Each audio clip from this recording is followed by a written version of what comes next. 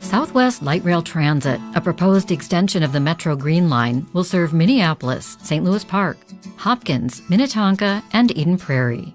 It will be part of an integrated system of transitways, including connections to the Metro Blue Line, the North Star Commuter Rail Line, local bus services, and proposed future transitways.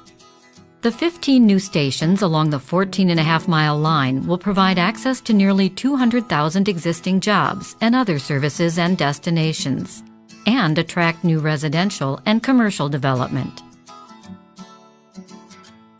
The line's western end is Southwest Station in Eden Prairie, a major park and ride connection for express bus service.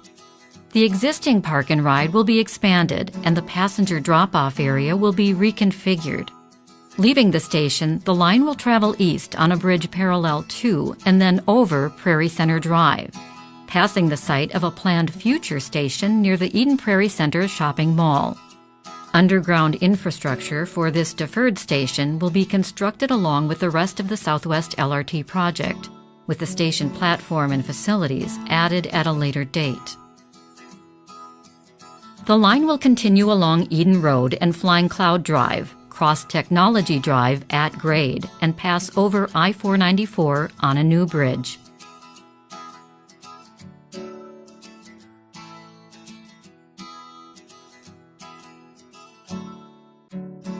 East of I-494, the line will run northeast between Flying Cloud Drive and Highway 212, crossing over Prairie Center Drive and the Highway 212 ramps on a new bridge and continuing along Highway 212.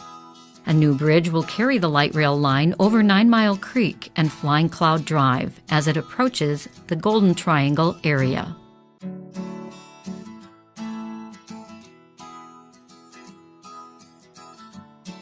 Golden Triangle Station will serve the greater Golden Triangle employment area and planned redevelopment. A park and ride facility, passenger drop-off, and bus connection area are included. The line will continue north on a new bridge, crossing over the Shady Oak Road, Highway 212 interchange. It will parallel the west side of Highway 212 on its way to City West Station.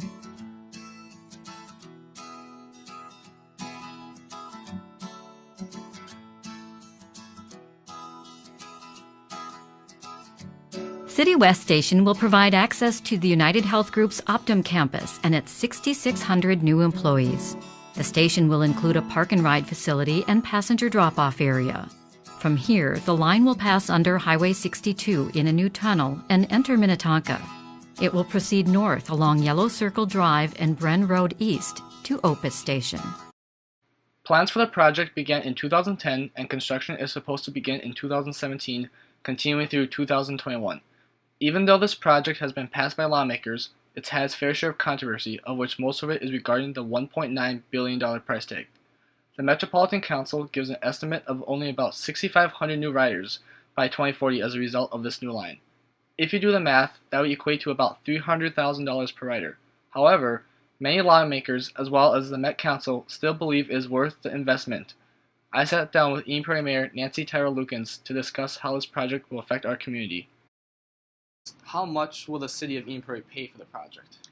Actually, we won't be paying any for the project. The project is all covered by federal funds, state funds, county, and County Transportation Improvement Board funds. So we don't pay directly for anything with the light rail. What we might end up paying for is things like sidewalk enhancements, which make it easier for somebody to get from their neighborhood to a light rail station, that kind of thing. But nothing directly related to the light rail costs. What are the major positives and negatives to this project? Well, the major negative is the cost. Mm-hmm. It's a very expensive project, and when you look ahead at what might be happening transportation-wise, they're talking about autonomous vehicles, more ride sharing than we've had in the past. So those are all things that might impact traffic to a point where it will ease traffic a little bit, aside from the light rail going into effect. But there will still be people that need low-cost public transportation. Our population is going to increase by about 600,000 in the next, not Eden Prairie, the regions, in the next 20 or 30 years. So there has to be something done. And that is what is the positive, the biggest positive about this light rail line is that it's going to help ease traffic in our corridor. Even if you're a person who chooses to drive, there will be other people that will choose to take light rail and take vehicles off the road that way. It also offers a huge opportunity for people that want to commute to be able to do so, because right now the way things are set up with the Southwest bus line, which is a great bus line and it's going to continue to exist, but it's basically a ride from Eden Prairie to downtown. You can't stop anywhere on the along the corridor. If you work at Park Nicollet Medical Center or Methodist Hospital, for example, you can't hop off the bus as it's rolling by and go to work. With light rail, there'll be all these stops where people can get on and get to a distance less than the whole Eden Prairie to downtown distance. And that's a huge benefit. How will this affect the community members both economically and socially?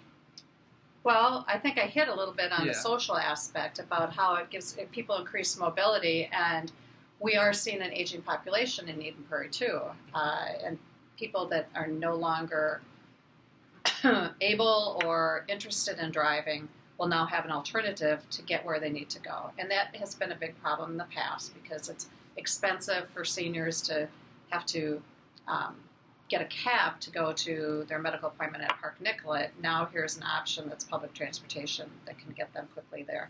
So it's going to help serve the demographics of our community really well. There was one other part to that question. Could you repeat it? The benefits for economically. Well, economically, I think it will drive some development along the light rail corridor. Obviously, we're never going to be like uptown or downtown Minneapolis, so we'll never have that intensity of development.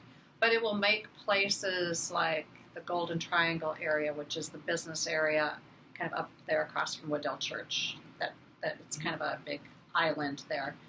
It'll make those business sites all the more attractive to businesses that want to come in or stay within our community as they grow. It provides them an avenue for getting workers to their sites, which a lot of those manufacturers up there are really kind of hurting for employees because they can't get them to the job. They have no way to get there.